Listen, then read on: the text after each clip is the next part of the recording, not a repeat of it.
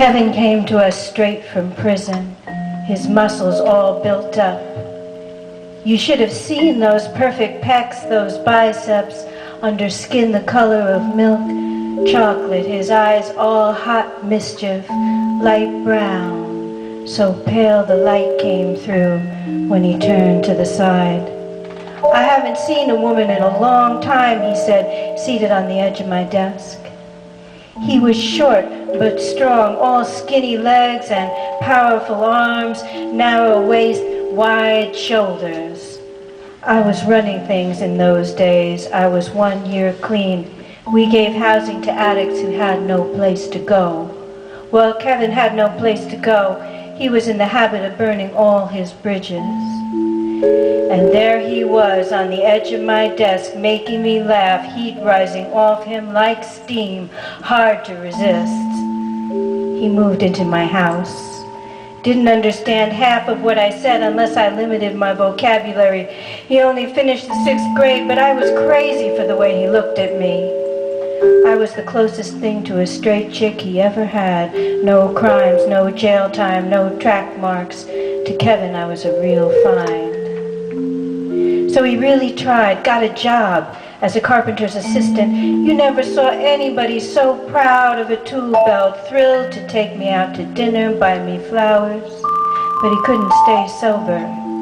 He could stay clean, but he couldn't stop drinking. And when he drank, he blacked out. Then he was dangerous. He'd have to leave the house or he'd hurt me. This he did all on his own. Hardly ever missed a day of work, though. The boss liked Kevin, tried to keep him on, finally explained to me Kevin couldn't measure for shit.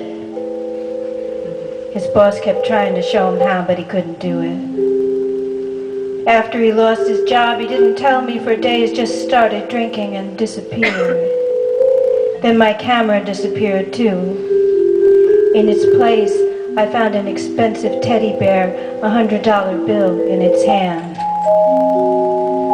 A month later, I hit a speeding cab with my bike, lay in the street without my name, dizzy as a drunk for days. I sent someone to find him in Tompkins Square Park where I knew he'd be. He came back to help, glad for a second chance. He took good care of me. But I decided to go back to school. And after a while, it started getting weird having someone like Kevin around all the time. He and N.A. kept it green for me, but I wasn't sure I wanted to remember that well. Finally, he got drunk again and disappeared. A year later, I got a phone call, Kevin, from a hospital somewhere upstate. His girlfriend was having his baby. I want the baby, but I don't want her, he said. Can I bring the baby and come back? I said gently as I could, I didn't think that'd work. It's fucked up, he said. The best thing I ever did for anybody was leave town. Yeah, I said, I know. And put the phone back in its cradle, imagining some skinny, long-armed, long-legged, short-bodied baby in my arms, looking up at me with those same soft eyes.